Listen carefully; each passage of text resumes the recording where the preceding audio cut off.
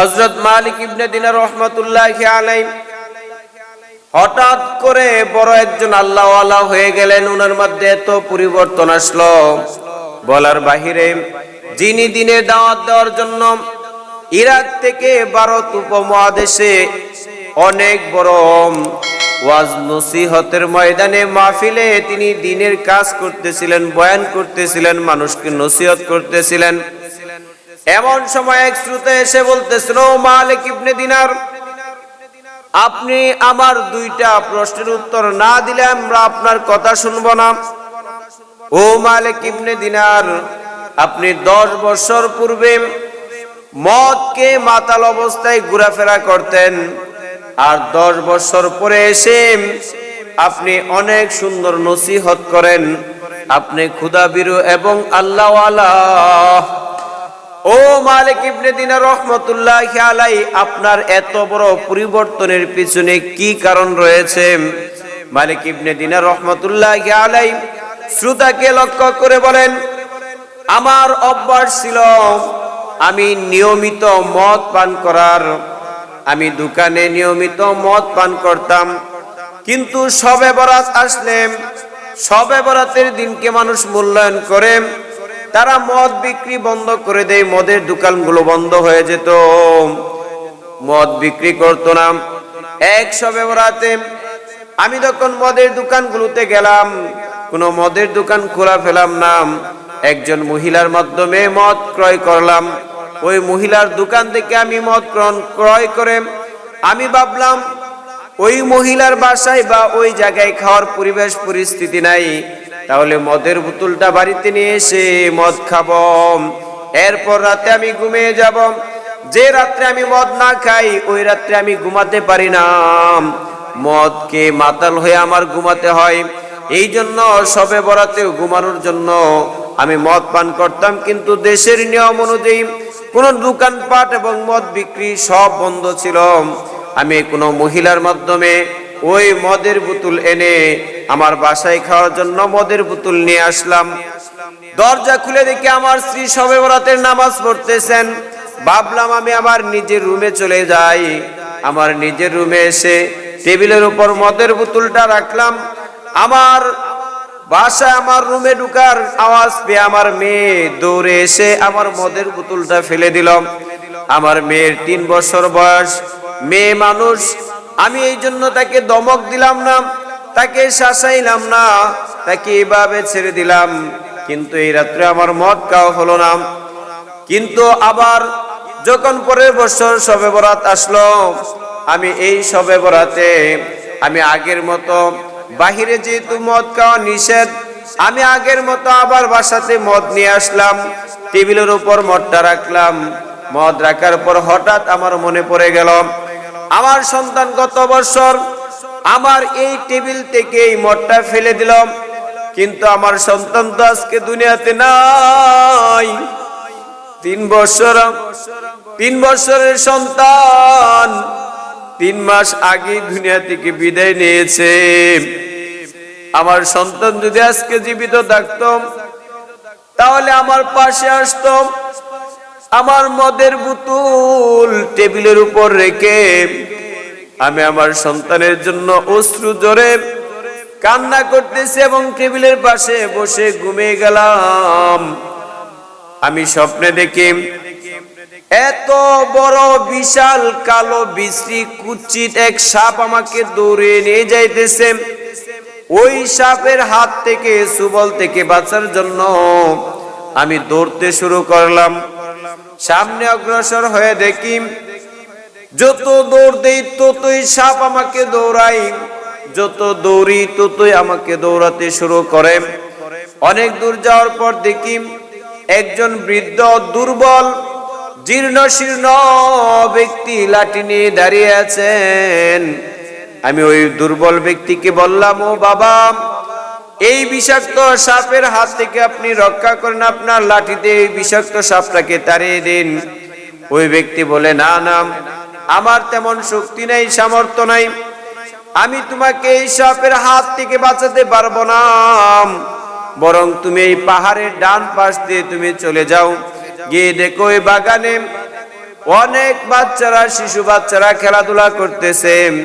গিয়ে দেখো তাদের কাছে যদি আশ্রয় চাও, তারা যদি পারে বিষাক্ত সাপ থেকে তোমাকে হেফাজত করতে, তুমি তাদের কাছে যাও। ইব্রাহিম ইবনে আদম, মালিক ইবনে দিনার রহমতুল্লাহি আলাইহি যখন পাহাড়ের চূড়ায় উঠে দেখেন যে আগুন দাউ দাউ করে জ্বলতেছে, একদিকে শিশুর রাস্তা, আরেকদিকে সাপ, আরেকদিকে দাউ দাউ করে জাহান্নামের আগুন জ্বলতেছে। এই দৃশ্য দেখার পর মালিক ইবনে দিনার রহমতুল্লাহি আলাইহি চিন্তা করলেন, বৃদ্ধ মুরব্বী বাবা আমাকে যে কথা বলেছেন, জীর্ণ শীর্ণ দুর্বল ব্যক্তি আমাকে যে কথা বলেছেন, আমি সেই কথা অনুযায়ী আমি বাগানের ভিতর ঢোকার চেষ্টা করলাম, কিন্তু দারোয়ান আমাকে ভিতরে ঢুকতে দিল না। দারোয়ান বলতেছেন, এ শিশুরা শুনো, দেখো একজন ব্যক্তি তোমাদের কাছে এসেছেন, বিষাক্ত সাপ তাকে আক্রমণ করেছে, দেখো তোমাদের পরিচিত কেউ কিনা, যদি পরিচিত হও তাহলে ওই ব্যক্তিকে বিষাক্ত সাপের হাত থেকে তোমরা হেফাজত করো। ছেলেপেলেরা, ছোট্ট বাচ্চারা দৌড়ে আসলো। আসার পর কেউ চিনতে ছিল না। ছোট্ট বাচ্চাদের মাঝখান থেকে একটা মেয়ে, মালিক ইবনে দিনার রহমতুল্লাহি আলাইহির মেয়ে, ফাঁকা করে বাবার হাতে ধরে বিষাক্ত সাপকে থাপ্পড় দিয়ে সরিয়ে দিলেন। মালিক ইবনে দিনার রহমতুল্লাহি আলাইহি বলেন, মা, তুমি আমাকে বিষাক্ত সাপের হাত থেকে বাঁচালে, আর তোমাকে আল্লাহ পাক রব্বুল আলামিন কেমন শক্তি দিয়েছেন যে শক্তির কারণে বিষাক্ত সাপকে তুমি থাপ্পড় দিতে পেরেছ। মালিক ইবনে দিনার রহমতুল্লাহি আলাইহির সন্তান বলতেছেন, বাবা, আমি 3 বছর বয়সে মারা গিয়েছিলাম, আমি আপনার সন্তান। আল্লাহ পাক রব্বুল আলামিন আমাকে জান্নাত দান করেছেন। জান্নাতীদের এত শক্তি, এত পাওয়ার, জাহান্নামের বিষাক্ত সাপ, জাহান্নামের আযাব আমাদেরকে স্পর্শ পর্যন্ত করতে পারে না।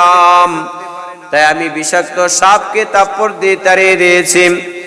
মালিক ইবনে দিনার রহমতুল্লাহি আলাইহি বলেন, মা, আমাকে যখন সাপ তাড়িয়ে নিয়ে আসতেছিল, এমন সময় একটা জীর্ণ শীর্ণ বৃদ্ধ মানুষ, তার কাছে আশ্রয় চেয়েছিলাম, কিন্তু সে আমাকে আশ্রয় দিতে পারে নাই। ওই লোকটাকে ওই সন্তান বলে, বাবা, আপনি দুনিয়াতে থাকা অবস্থায় গুনাহ করেন, এই গুনার কারণে বিষাক্ত সাপ এত মোটা তাজা হয়ে গিয়েছে, আর আপনি নেক কম করেন, যে নেকের খাবার ওই ব্যক্তি খেয়ে এত দুর্বল এবং জীর্ণ শীর্ণ হয়ে গিয়েছে। আপনি যদি নেক বেশি করতেন, ওই ব্যক্তিটা মোটা তাজা থাকতো, আপনি গুনাহ কম করতেন, তাহলে সাপটা চিকন থাকতো। ওই বৃদ্ধ নেক আপনার গুনাহগার সাপকে ধ্বংস করে দিত। বাবা, আপনি জাহান্নাম দেখেছেন, যদি এভাবে গুনাহ করেন, বিষাক্ত সাপ আপনাকে দৌড়ে জাহান্নামে নিয়ে যাবে।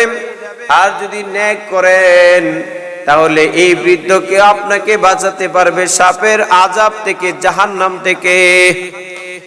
মালিক ইবনে দিনার রহমতুল্লাহি আলাইহির ঘুম ভেঙে গেল। সজাগ হয়ে চিন্তা করতেছেন, কি দেখলাম, কি দেখলাম এই স্বপ্নের মধ্যে? আসলে তো বাস্তব স্বপ্ন।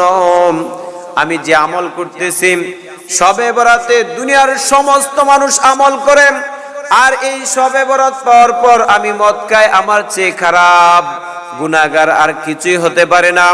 আমার গুনাহ, আমার আযাব, আমার কষ্ট, আমার বদনামি, আমার মদ খাওয়া, আমার বদ আমল, আমার জন্য বিষাক্ত জাহান্নামের সাপ তৈরি হচ্ছে।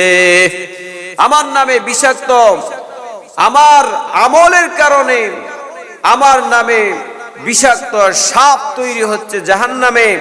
আমি কই আছি, কি করতেছি, এই অনুশোচনা, অনুতপ্ত আমার আসলো। আসলেই তো আমি মদ পান করে শবে বরাতে সবাই ইবাদত করে, আর আমি মালিক ইবনে দিনার মদে ব্যস্ত থাকি, মদ পান করা নিয়ে ব্যস্ত থাকি। আমি তো আমল করি না। আমার আমল না করার কারণে আমার কবরে এত ভয়াবহ আযাব হবে। আমার কাল কিয়ামতের ময়দানে আযাব হবে, আমার জাহান্নামে যেতে হবে। আমার চক্ষু খুলে গেল, আমার মধ্যে পরিবর্তন আসলো, আমি নামাজ পড়া শুরু করে দিলাম, দুনিয়ার সমস্ত গুনাহ ছেড়ে দিলাম, মদ খাওয়া ছেড়ে দিলাম, আকাশ পাতাল আমার মধ্যে পরিবর্তন আসছে বিদায় আজকে এই ভারত উপমহাদেশে শত শত জনগণের সম্মুখে বক্তব্য দেওয়ার সৌভাগ্য অর্জন করেছি।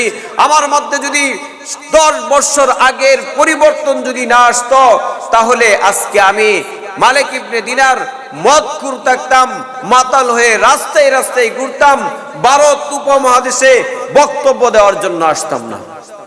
এই জন্য পরিবর্তন আমাদের হতে হবে, যে পরিবর্তনের মাধ্যমে আপনার আমার আমল ঠিক হয়ে যায়, দিন ঠিক হয়ে যায়, স্বভাব ঠিক হয়ে যায়।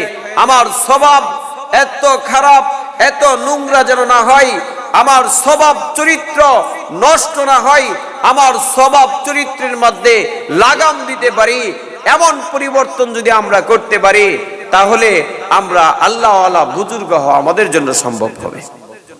কিন্তু এমন পরিবর্তন না যে আমি পুরুষ হয়েছি আমার মেয়ে হতে হবে, এমন পরিবর্তন না আমি মেয়ে হয়েছি প্যান্ট শার্ট পরে আমার পুরুষ হতে হবে। এরকম নাস্তিক্য পরিবর্তন আমাদের প্রয়োজন নাই। যে পরিবর্তন হলে আমার স্বভাব চরিত্রের মধ্যে লাগাম দিলে আমি দিনদার হতে পারবো, পরহেজগার হতে পারবো, আল্লাহওয়ালা হতে পারবো, আল্লাহর দ্বীনকে সমুন্নত করতে পারবো, শক্তিশালী এবং সাহসী একজন ইমানদার হতে পারবো। সেই পরিবর্তন আনতে হবে। আমি পুরুষ হয়ে মেয়ে হওয়ার পরিবর্তন আনা যাবে না, আমি পুরুষ হয়ে আমি মেয়ে হওয়ার পরিবর্তন আনা যাবে না, আমি মেয়ে হয়ে পুরুষ হওয়ার পরিবর্তন আনা যাবে না। আমার পরিবর্তন এটাই আনতে হবে, সেটা হলো আমার ঈমান, আখলাক, স্বভাব, চরিত্র। বলুন ঠিক কিনা? এই জন্য আমাদের পরিবর্তন দরকার আছে না নাই? অবশ্যই আমাদের পরিবর্তনের দরকার আছে। যদি আমরা আমাদের পরিবর্তনের মধ্যে আমরা আমাদের পরিবর্তন না করতে পারি, তাহলে আমরা সবকিছুই বরবাদ হয়ে যাবে। আমরা দেখেছি যে একজনের কৃষকের সন্তান সরকারি চাকরিজীবী হয়, যদি কৃষক মনে করতো আমি কৃষক, আমার সন্তান কৃষক হবে, আমি রিস্কাওয়ালা, আমার সন্তান রিস্কাওয়ালা হবে, আমি কামলা, আমার সন্তান কামলা হবে, তাহলে রিস্কাওয়ালার সন্তান পুলিশ অফিসার হতে পারতো না, রিস্কাওয়ালার সন্তান বড় চাকরিজীবী হতে পারতো না, চাষির সন্তান সরকারি চাকরি পেত না, কামলা মজুরের সন্তান অফিস আদালতে সরকারি চাকরি করত না। এই সব পরিবর্তন আনতে হবে। এমন পরিবর্তন না যে নোংরামি পরিবর্তন, আমি পুরুষ হয়েছি আমার নারী হতে হবে, এমন পরিবর্তন চাই না। আমি মহিলা হয়েছি পুরুষ হতে হবে, এমন পরিবর্তন না, যেটা পরিবর্তনে আপনার নিজ এবং ধর্মের ক্ষতি হয়, যে পরিবর্তনের কারণে আমার লোক লজ্জা শরম সব খেয়ে ফেলি, এরকম পরিবর্তন না, যে পরিবর্তন আপনার আমার ভালো হয়।